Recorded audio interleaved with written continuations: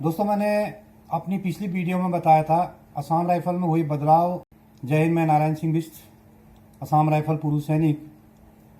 क्षमा चाहूँगा आप लोगों से कि मैं पिछले दिनों कोई वीडियो आपको नहीं दे सका। जो मेरी सीरीज चल रही थी वो सीरीज बीच में ब्रेक करनी पड़ी। ये कारण कि मैं किसी खास काम से बाहर चला गया था, तो इसलिए अभी दोबारा मैं वापस आ गया हूँ। तो आप लोगों को असम राइफल के बारे में, उसके इतिहास के बारे में जानकारी दे रहा हूँ। दोस्तों, 1962 के भारत चीन युद्ध में फिर असम राइफल ने अपनी योग्यता का प्रदर्शन किया।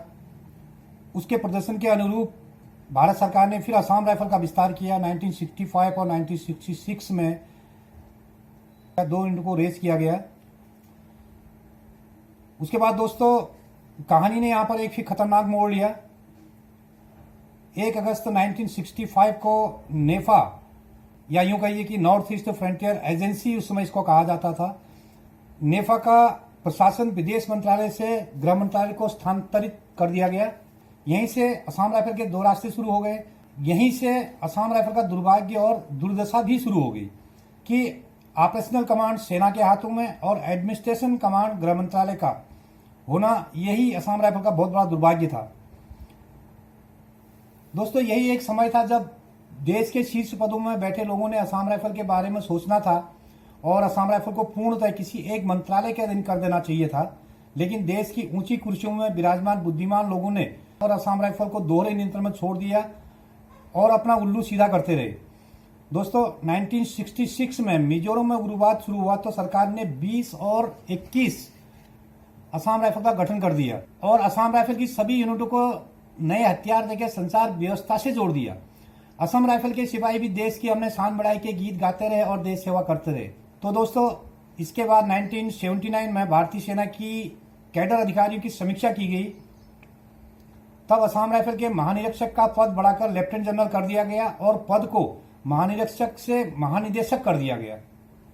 तब असम राइफल के पहले महानिदेशक lieutenant general Sushil Kumar PVSM बने, जो एक गोरखा अफसर थे। जनरल सुशील कुमार भारतीय सेना के वो पहले अफसर थे जिनने असम राइफल का गहन अध्ययन किया और असम राइफल तथा असम राइफल के जवानों के लिए अनेक कार्य किए।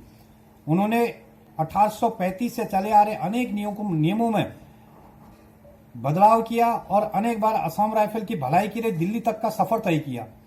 अपने कार्यकाल में उन्होंने असम राइफल की भलाई के लिए हर संभव प्रयत्न किए, लेकिन समय की बाध्यता, वो अपना कार्यकाल पूरा कर वापस चले गए और यह असम राइफल का दुर्भाग्य था कि अनेक महत्वपूर्ण कार्य रह गए। आज जनरल सुशील कुमार साहब 96 साल से अधिक आयु के हो चुके हैं, फिर भी असम राइफल की भलाई के लिए असम राइफल पूर्व सैनिक कल्याण संघ अखिल भारतीय के मेंटर के रूप में बने हुए हैं। दोस्तों, उसके बाद आज तक आने वाले किसी भी सैन्य अधिकारी ने असम राइफल और उसके सैनिकों के बारे में नहीं सोचा। सैन्य अधिकारी 2 से 3 साल की अवधि के लिए असम राइफल में आए और अपना कार्यकाल पूरा कर वापस चले गए या तो फिर सेवानिवृत्त हो गए। असम राइफल में आने वाले सैन्य अधिकारियों का कार्यकाल अगर देखा जाए तो अधिकतर अधिकारियों ने असम राइफल में अपना कार्यकाल बढ़ाया है। बावजूद इसके असम राइफल के लिए सोचने और उसकी भलाई का कार्य करने के लिए उनके पास समय नहीं बचता। अनेक सेना अधिकारी असम राइफल में एक बार नहीं 3-3 बार भी पोस्टिंग आए हैं, तब भी असम राइफल के बारे में सोचने का समय नहीं मिलता।